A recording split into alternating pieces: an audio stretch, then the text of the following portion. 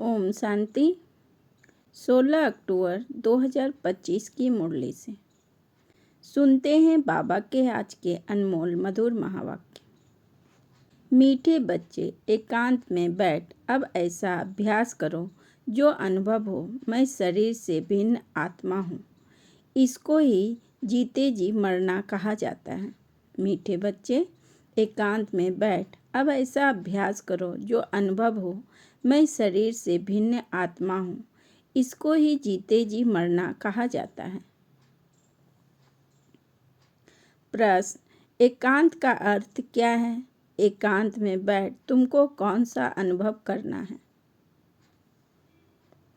उत्तर, एकांत का अर्थ है एक की याद में इस शरीर का अंत हो, अर्थात एकांत में बैठ ऐसा अनुभव करो मैं आत्मा इस शरीर चमड़ी को छोड़ बाप के पास जाती हूँ। कोई भी याद ना रहे, बैठे बैठे अशरीरी हो जाओ, जैसे कि हम इस शरीर से मर गए, बस हम आत्मा हैं, शिव बाबा के बच्चे हैं। इस प्रैक्टिस से देह का भान टूटता जाए। ओम शांति। बच्चों को बाप पहले पहले समझाते हैं कि मीठे मीठे बच्चों, जब यहाँ बैठते हो तो अपने को आत्मा समझ बाप को याद करते रहो और कोई तरफ बुद्धि नहीं जानी चाहिए। यह तुम बच्चे जानते हो, हम आत्मा हैं। पाठ हम आत्मा बजाती हैं इस शरीर द्वारा। आत्मा अविनाशी, शरीर विनाशी है। तो तुम बच्चों को देही अभिमानी बन बाप की याद में रहना है।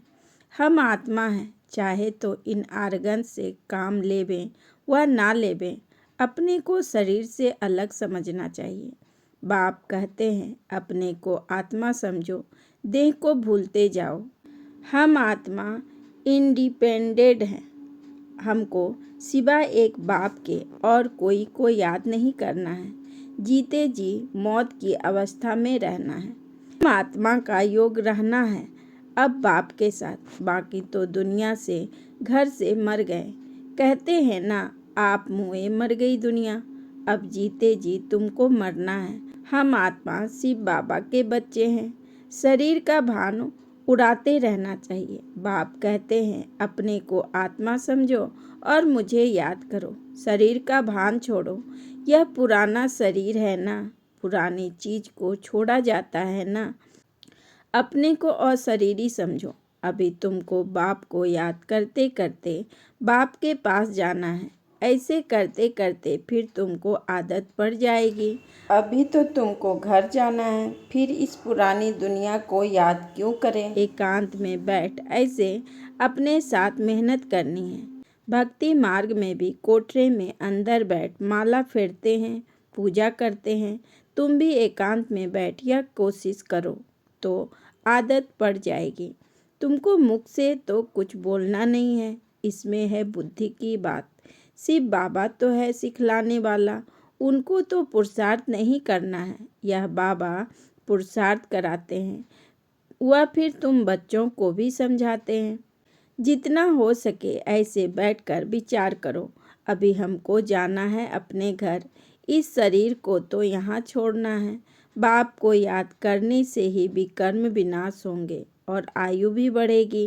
अंदर यह चिंतन चलना चाहिए, बाहर में कुछ बोलना नहीं है। भक्ति मार्ग में भी ब्रह्म तत्व को या कोई शिव को भी याद करते हैं, परंतु वह याद कोई यथार्थ नहीं है।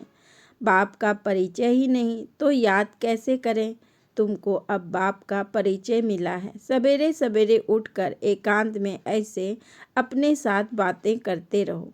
विचार सागर मंथन करो, बाप को याद करो। बाबा हम अभी आए कि आए आपकी सच्ची गोद में, वह है रूहानी गोद। तो ऐसे ऐसे अपने साथ बातें करनी चाहिए। बाबा आया हुआ है। बाबा कल्प कल्प आकर हमको राजयोग सिखलाते हैं। बाप कहते हैं मुझे याद करो और चक्र को याद करो। सुदर्शन चक्रधारी बनना है। बाप में ही सारा ज्ञान है ना चक्र का, वह फिर तुमको देते हैं। तुमको त्रिकालदर्शी बना रहे हैं। तीनों काल अर्थात आदि मध्य अंत को तुम जानते हो। बाप भी है परमात्मा, उनको शरीर तो है नहीं। अभी इस शरीर में बैठ तुमको समझाते हैं। यह वंडरफुल बात है। भागीरथ पर विराजमान होंगे तो जरूर दूसरी आत्मा है। बहुत जन्मों के अंत का जन्म इनका है। नंबर 1 पावन वही फिर नंबर 1 पतित बनते हैं। वह अपने को भगवान विष्णु आदि तो कहते नहीं। यहाँ एक भी आत्मा पावन है नहीं, सब पतित है। तो बाबा बच्चों को समझाते हैं, ऐसे ऐसे विचार सागर मंथन करो तो इससे तुमको खुशी भी रहेगी। इसमें एकांत भी जरूर चाहिए। एक की याद में शरीर का अंत होता है, उनको कहा जाता है एकांत। एक चमड़ी छूट जाएगी। सन्यासी भी ब्रह्म की याद में, वह तत्व की याद में रहते हैं। उस याद में रहते रहते शरीर का भान छूट जाता है। बस हमको ब्रह्म में लीन होना है। ऐसे बैठ जाते हैं। तपस्या में बैठे बैठे शरीर छोड़ देते हैं। भक्ति में तो मनुष्य बहुत धक्के खाते हैं। इसमें धक्के खाने की बात नहीं, याद में ही रहना है। पिछाड़ी में कोई याद ना रहे। गृहस्थ व्यवहार में तो रहना ही है, बाकी टाइम निकालना है। स्टूडेंट को पढ़ाई का शौक होता है ना, यह पढ़ाई है। अपने को आत्मा ना समझने से बाप, टीचर, गुरु सबको भूल जाते हैं। एकांत में बैठे ऐसे ऐसे विचार करो। गृहस्थी घर में तो वाइब्रेशन ठीक नहीं रहता है। अगर अलग प्रबंध है तो एक कोठरी में एकांत में बैठ जाओ। माताओं को तो दिन में भी टाइम मिलता है। बच्चे आदि स्कूल में चले जाते हैं। जितना टाइम मिले यही कोशिश करते रहो। तुमको तो एक घर है, बाप को तो कितने ढेर के ढेर दुकान है, और ही वृद्धि होती जाएगी। मनुष्य को तो धंधे आदि की चिंता होती है तो नींद भी फिट जाती है। यह व्यापार भी है ना। कितना बड़ा शराब है, कितना बड़ा मट्टा सट्टा करते हैं। पुराने शरीर आदि लेकर नए देते हैं। सबको रास्ता बताते हैं। यह भी धंधा उनको करना है। यह व्यापार तो बहुत बड़ा है। व्यापारी को व्यापार की ख्याल रहता है। बाबा ऐसे ऐसे प्रैक्टिस कराते हैं, फिर बतलाते हैं ऐसे ऐसे करो। जितना तुम बाप की याद में रहेंगे तो स्वतः ही नींद फिट जाएगी। कमाई में आत्मा को बहुत मजा आएगी। कमाई के लिए मनुष्य रात में भी जागते हैं। सीजन में सारी रात भी दुकान खुला रहता है। तुम्हारी कमाई रात को और सवेरे को बहुत अच्छी होगी। स्वदर्शन चक्रधारी बनेंगे, त्रिकालदर्शी बनेंगे। 21 जन्म के लिए धन इकट्ठा करते हैं। मनुष्य साहूकार बनने के लिए पुरुषार्थ करते हैं। तुम भी बाप को याद करेंगे तो विकर्म विनाश होंगे, बल मिलेगा। याद की यात्रा पर नहीं रहेंगे तो बहुत घाटा पड़ जाएगा, क्योंकि सिर पर पापों का बोझा बहुत है। अब जमा करना है, एक को याद करना है और त्रिकालदर्शी बनना है। यह अविनाशी धन आधा कल्प के लिए इकट्ठा करना है। यह तो बहुत वैल्यूबल है। विचार सागर मंथन कर रत्न निकालने हैं। बाबा जैसे खुद करते हैं, बच्चों को भी युक्ति बताते हैं। कहते हैं बाबा माया के तूफान बहुत आते हैं। बाबा कहते हैं जितना हो सके अपनी कमाई करनी है, यही काम आनी है। एकांत में बैठ बाप को याद करना है। फुर्सत है तो सर्विस भी मंदिर आदि में बहुत कर सकते हो। बैच जरूर लगा रहे, सब समझ जाएंगे। यह रूहानी मिलिट्री है। तुम लिखते भी हो, हम स्वर्ग की स्थापना कर रहे हैं। आदि सनातन देवी देवता धर्म था, अब नहीं है, जो फिर स्थापन करते हैं। यह लक्ष्मी नारायण एम ऑब्जेक्ट है ना। कोई समय यह ट्रांसलाइट का चित्र बैटरी सहित उठाकर परिक्रमा देंगे और सबको कहेंगे यह राज्य हम स्थापन कर रहे हैं। यह चित्र सबसे फर्स्ट क्लास है। यह चित्र बहुत नामी ग्रामी हो जाएगा। लक्ष्मी नारायण सिर्फ एक तो नहीं थे, उन्होंने राजधानी थी ना। यह स्वराज्य स्थापन कर रहे हैं। अब बाप कहते हैं मन मना भव। बाप को याद करो तो विकर्म विनाश होंगे। कहते हैं हम गीता का सप्ताह मनाएंगे। यह सब प्लान कल्प पहले मुआफिक बन रहे हैं। परिक्रमा में यह चित्र लेना पड़े। इनको देखकर सब खुश होंगे। तुम कहेंगे बाप को और बरसे को याद करो, मन मना भव। यह गीता के अक्षर है ना। भगवान शिव बाबा हैं। वह कहते हैं मुझे याद करो तो विकर्म विनाश हो। 84 के चक्र को याद करो तो यह बन जाएंगे। लिटरेचर भी तुम सौगात देते रहो। शिव बाबा का भंडारा तो सदा भरपूर है। आगे चलकर बहुत सर्विस होगी। एम ऑब्जेक्ट कितनी क्लियर है। एक राज एक धर्म था। बहुत साहूकार थे। मनुष्य चाहते हैं एक राज एक धर्म हो। मनुष्य जो चाहते हैं सो अब आसार दिखाई पड़ते हैं। फिर समझेंगे यह तो ठीक कहते हैं। 100% पवित्र सुख शांति का राज फिर से स्थापन कर रहे हैं। फिर तुमको खुशी भी रहेगी। याद में रहने से ही तीर लगेगा। शांति में रह। थोड़े अक्षर ही बोलने हैं, जास्ती आवाज़ नहीं। गीत कविताएं आदि कुछ भी बाबा पसंद नहीं करते। बाहर वाले मनुष्य से रीस नहीं करनी है। तुम्हारी बात ही और है। अपने को आत्मा समझ बाप को याद करना है बस। स्लोगन भी अच्छे हो जो मनुष्य पढ़ कर जाए। बच्चे वृद्धि को पाते रहते हैं।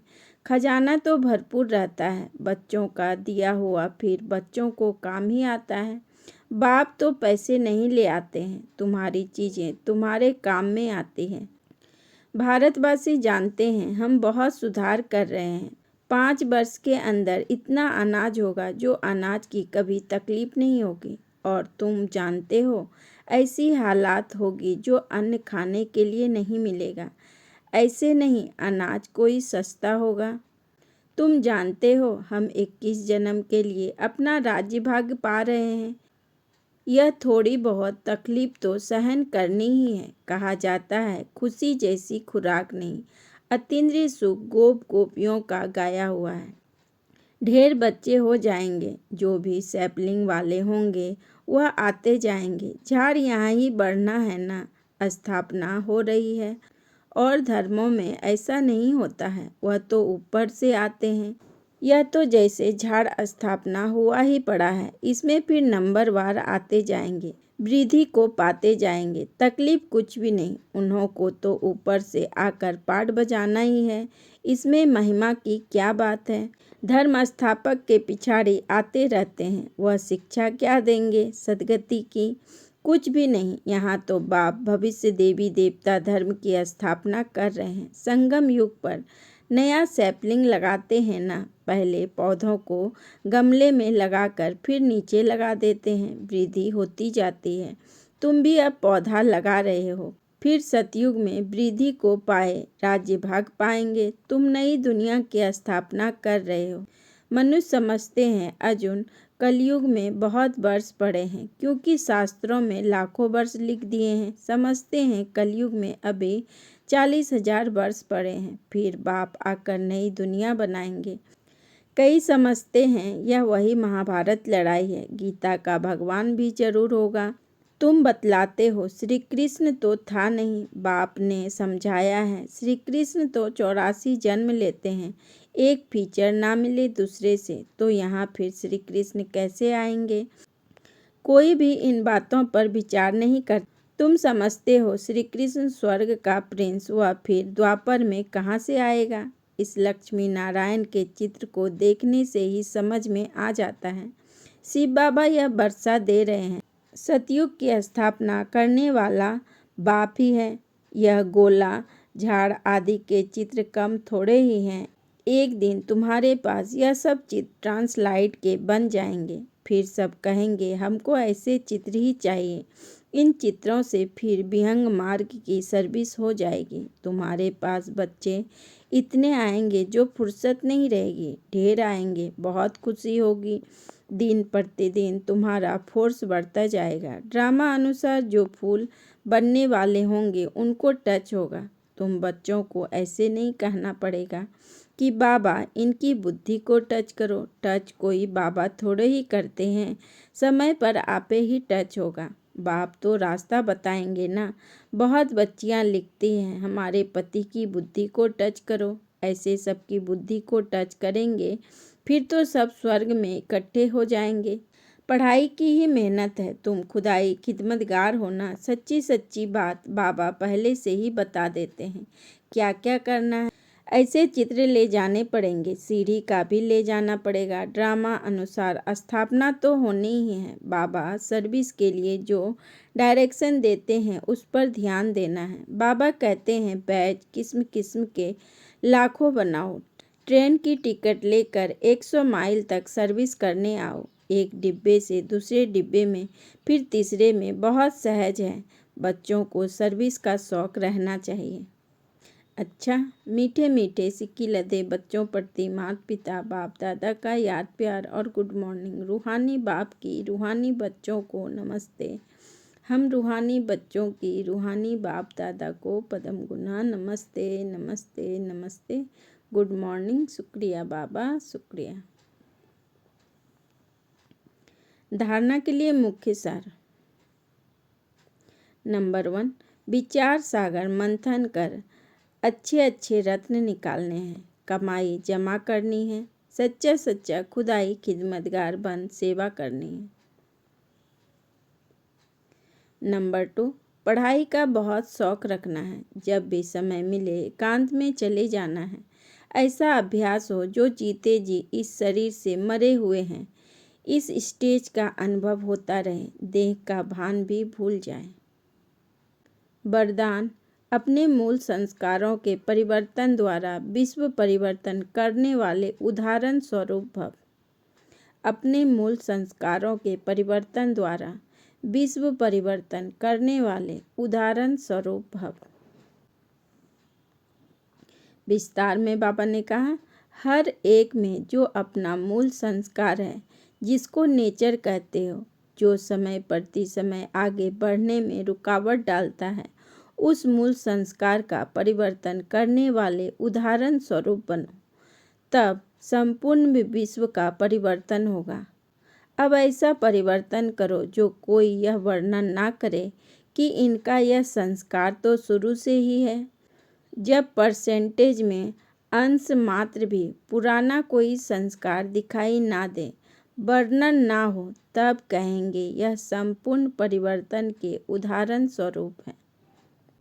स्लोगन, अब पर्यटन का समय बीत गया, इसलिए दिल से प्रतिज्ञा कर जीवन का परिवर्तन करो।